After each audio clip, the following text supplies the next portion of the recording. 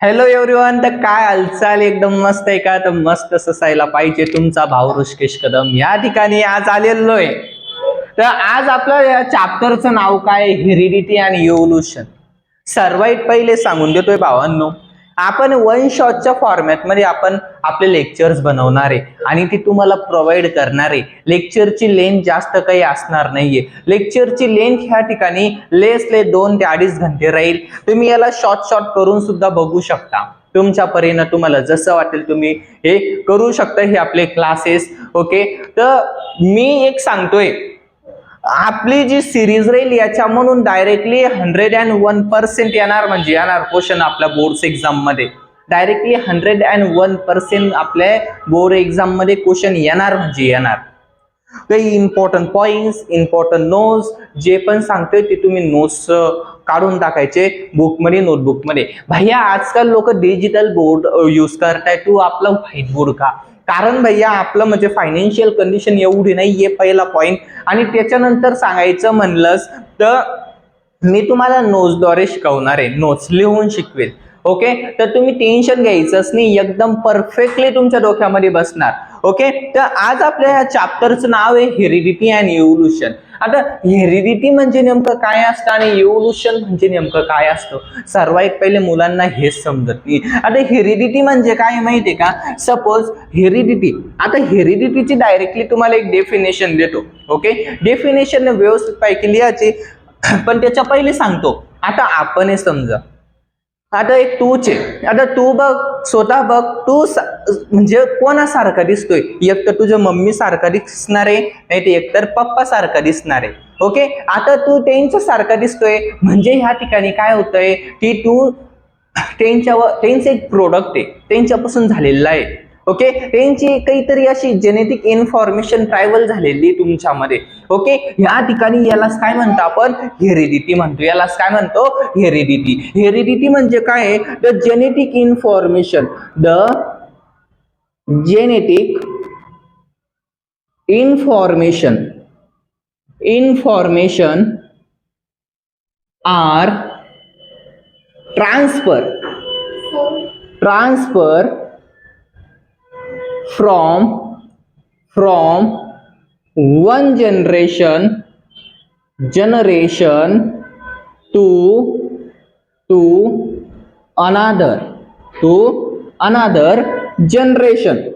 to another generation. It's called as a heredity. यालाच आपण काय म्हणतोय राजांनो? हेरिडिटी म्हणतोय. यालाच काय म्हणतोय? हेरिडिटी म्हणतोय. आता हेरिडिटी म्हणजे काय माहिती का? Genetic information. ओके, आता हेरिडिटी म्हणजे काय माहिती का? जेनेटिक इन्फॉर्मेशन म्हणजे genetic information are transfer from one generation to the another is called a heredity. म्हणजे काय दादा, हे आम्हाला अजूनही सुद्धा समजलं नाही. मग आता तर टेन्शन घेऊ नका. तुमचा भाऊ जोपर्यंत आहे तोपर्यंत टेन्शन घ्यायचं नाही. आता समजा काय झालं माहितीये का? ह्या ठिकाणी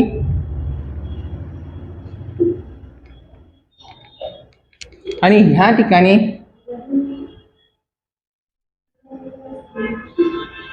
सपोज ही मॉम आहे, म्हणजे मम्मी, आणि हे पप्पा आहे. आता बघा, आता काय होतंय माहिती का? यांच्याकडून स्पर्म येत आहे आणि यांच्याकडून काय येत आहे? ओहम येत आहे. आणि यांचं या ठिकाणी फ्युजन होऊन या ठिकाणी काय होतंय? फ्युजन होतंय. आणि ह्या ठिकाणी फ्युजन झाल्याच्या नंतर या ठिकाणी काय तयार होतंय? झायगोट. आणि ह्या झायगोट पासून राजांनो काय तयार होतंय? बॉडी. या झायगोट पासून काय तयार होतंय? बॉडी. अरे यस ऑर नो? समजतंय का? आय होप तुम्हाला हे सर्व समजत असेल. ओके, म्हणजे सर्वात पहिले genetic information are transfer from one generation to another is called as a heredity. हे तुम्हाला समजलं असेल. आय होप हे तुम्हाला व्यवस्थित पैकी समजलं असेल. ओके, तुम्ही खाली बसून घ्या. हा, तर आता त्याच्यानंतर आपण नेक्स्ट पॉइंट वर जाऊ. पण आता लय मोठ्या मुलांना काय प्रश्न आला, दादा ही जेनेटिक इन्फॉर्मेशन ही ट्रान्सफर कशा थ्रू होती? Genes, through the genes. आता एक अजून पॉइंट लिहायचा, द जेनेटिक इन्फॉर्मेशन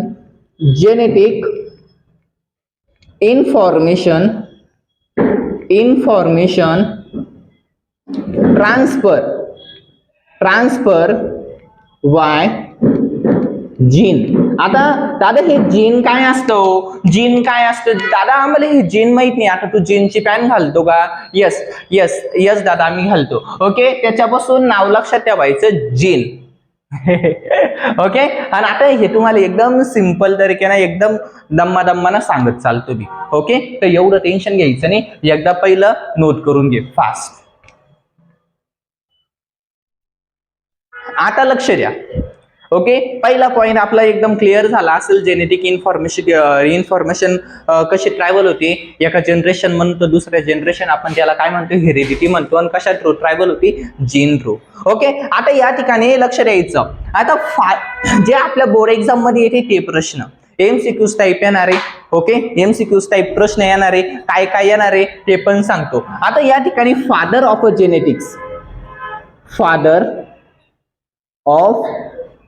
जेनेटिक्स, आता ते कोणाचे नाव आहे माहिती का? हे आपले जे सायंटिस्ट लोक आहे त्यांचे नाव आहे. आता फादर ऑफ जेनेटिक्स कोण आहे?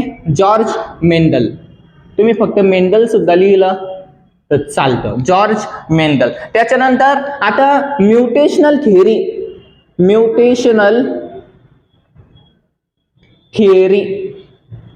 ही कोणी दिली? त्याचं नाव आहे ह्युगो डिव्हिरिस.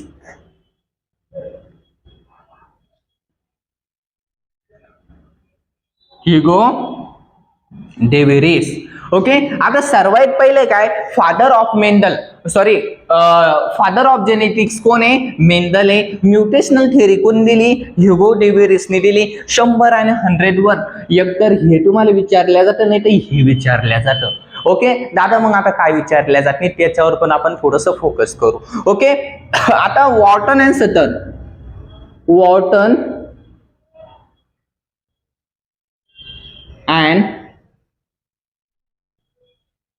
सटन ह्या दोन सायंटिस्टना काय केलं होतं माहिती का?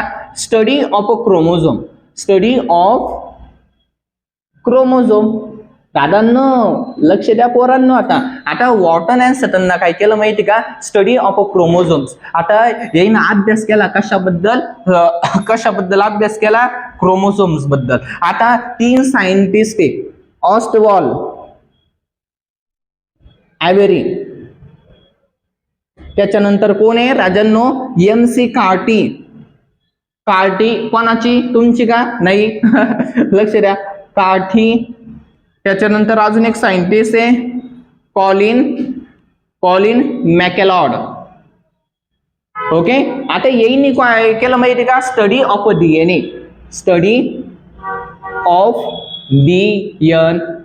याने अभ्यास केला कशाबद्दल राजांनो? Study of DNA. आता वॉर्टन अँड सटनना कशाबद्दल? Study of chromosome. आणि म्युटेशनल थिअरी कोण दिली? ह्युगो डेव्हिरिसने दिली. त्याच्यानंतर फादर ऑफ जेनेटिक्स हे कोण दिलं? मेंडल साहेबांनी दिलं. ओके, त्याच्यानंतर बघा आता फ्रँकिस जॅकॉब आणि एक आहे जॅक मेंडेस.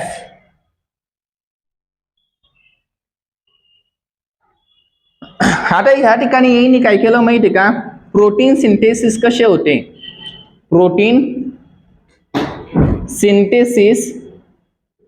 कसे होता?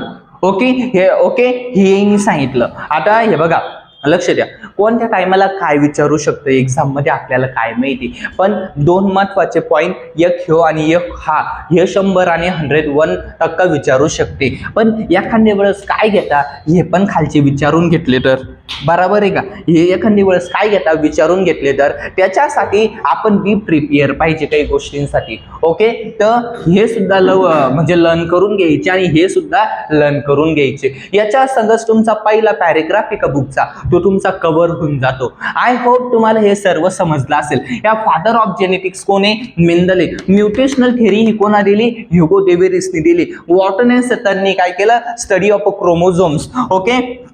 ऑस्टर एव्हेरी आणि एमसी कार्टी आणि कॉलिन मॅकलॉड यांनी काय केलं? Study of DNA. François Jacob and Jacques Monod यांनी काय केलं माहिती का? Protein synthesis. I hope this is all clear.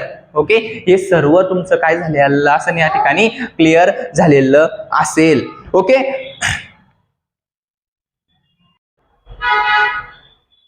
आत्ताच आपण ते मागलेले चॅप्टर आपण ह्या ठिकाणी कव्हर करून टाकले. म्हणजे ह्या ठिकाणी काय की मॉडर्न जेनेटिक्स हे कोणी दिलं होतं? फादर ऑफ जेनेटिक्स कोण होतं? त्याच्यानंतर आत्ताच काय डीएनएचा शोध कोण लावला? त्याच्यावर अभ्यास कोणी केला? क्रोमोझोम्स हे कोणी केलं? हे सर्व झालं. पण आता या ठिकाणी आपल्याला बघायचंय द प्रोसेस. आता खास आपला चॅप्टर चालू राजांनो. आता तुमचं बेल्ट असं बांधून घ्या. आता उठू नका. एकदा हुकलं म्हणजे चुकलं. जे हुकलं त्याचं चुकलं परीक्षा. ओके. हे बघा the process of protein synthesis.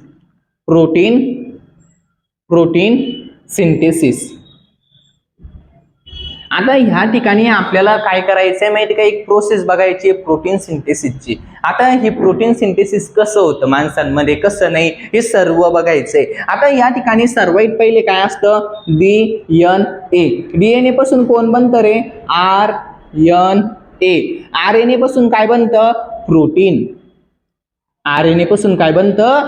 Protein. ही सर्व प्रोसेस लक्षात घ्यायची. आणि ह्या सर्व प्रोसेस पोरांनो याला काहीतरी नाव असतं. याला म्हणायचं सेंट्रल डोग्मा. इसको क्या बोलने का? Central dogma. याला काय म्हणायचं राजांनो? Central dogma. ओके. डीएनए पासून काय बनतंय? आरएनए. आरएनए पासून काय बनतंय? प्रोटीन. लक्षात घ्या. डीएनए पासून आरएनए, आरएनए पासून काय बनतंय? प्रोटीन. आणि यालाच काय म्हणायचं? Central dogma. आता लक्ष द्या, थोडंसं लक्ष द्या. एकदा काय झालं बोर्डमध्ये, आता पोरं ट्रान्सक्रिप्शन, ट्रान्सलेशन आणि ट्रान्सलोकेशन ह्या 3 गोष्टी लर्न करून जात्या. पण एकदा काय झालं, सेंट्रल डोग्मावरच डेफिनेशन विचारली. आता सेंट्रल डोग्मावर ज्यांनी पण म्हणजे ज्यांनी पाठ केली होती त्यांनी लिहिली, पण ज्यांनी पाठ नव्हती केली त्यांचं ह्या ठिकाणी खूप सारं नुकसान झालं. ओके. तर असं आपलं नुकसान होता कामा नये, म्हणून आता लिहून घ्यायचं सेंट्रल डोग्माची. The protein synthesis.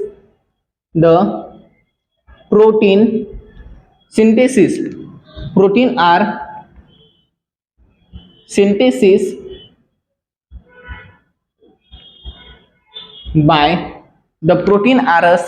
by DNA through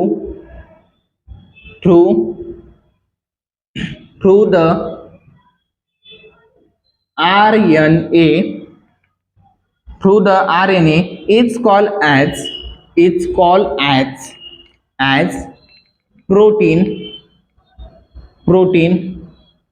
Is called as a central dogma. दादा आता तू लिहून दिली, आम्ही पाठ पण करू. ओके. तू लिहून दिली, आम्ही पाठ सुद्धा करू. पण आता ह्या ठिकाणी काय प्रॉब्लेम असा आहे दादा की हे नेमकं आम्हाला समजलीच नाही. आता बघा, हे प्रोटीन बनवण्यासाठी हे डीएनए काय करत असतं? डीएनए याच्यापासून इन्फॉर्मेशन चोरून घेत असतं. इन्फॉर्मेशन आणतं कोणापासून? डीएनए पासून. अरे कोणापासून? डीएनए पासून. हे काय आरएनए काय करत असतं? ह्या डीएनए पासून काय करतं? इन्फॉर्मेशन घेतं. काय घेतं? इन्फॉर्मेशन. आता इन्फॉर्मेशन कसली? आता याला पासिंग करायचं ना. आता आपण 3 याच्यावर चाललोय, 3 स्टेपवर चाललोय. ट्रान्सक्रिप्शन, ट्रान्सलोकेशन, अजून एक काय ट्रान्सलेशन, ही याच्यावर चाललंय. याच्यासाठी आपल्याला सेंट्रल डोग्मा येणं अतिशय महत्वाचं आहे. त्याच्यासाठी proteins are synthesis by DNA through the RNA is called as a central dogma. हे सुद्धा येणं अतिशय महत्वाचं आहे. आणि याच्या सहितच राजांनो, याच्या सहितच काय करायचं बेटा, हे नोट करा. आणि आता मी तुम्हाला काही बेसिक गोष्टी सांगतो डीएनए आणि आरएनए बद्दल, कारण आता आपल्याला केस ह्या ठिकाणी काय करायचंय माहिती का? डिस्कस करायचंय. आय होप एवढंच सुद्धा तुम्हाला समजलं असेल. थँक्यू. तर आता ह्या ठिकाणी आपल्याला ट्रान्सक्रिप्शन, ट्रान्सलेशन, ट्रान्सलोकेशन हे चालू करण्याच्या सर्वात पहिले आपल्याला बघायचंय डीएनए काय असतं, डीएनए आणि आरएनए काय असतं, आरएनए हे जाणून घेणं खूप महत्वाचं आहे राजांनो. हे कधी नाही आलं तर तुम्हाला ट्रान्सक्रिप्शन, ट्रान्सलेशन हे नाही समजणार. काही बेसिक गोष्टी आहे ते सुद्धा जाणून घ्या राजांनो तुम्ही. आता डीएनए पहा काय असतं. या ठिकाणी डीएनएचं फुल फॉर्म आहे